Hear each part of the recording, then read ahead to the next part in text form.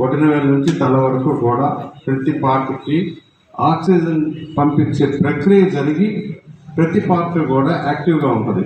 మన రక్త ప్రసరణ జరుగుతూ ఉంటుంది, కానీ అవసరమైనంత వరకు జరుగుతుంది. ఇది చేస్తే ఏంటంటే ప్రతి పార్ట్కి ఫ్రెష్ బ్లడ్ వచ్చేసేసి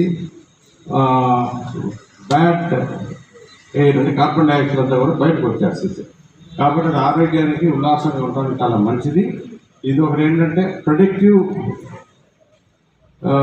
మన హెల్త్ని ప్రెడిక్ట్ చేసుకోవడం, తర్వాత ప్రివెంటివ్ సిక్నెస్ రాకుండా అనేక రోగాలకి ఇది నివారణ.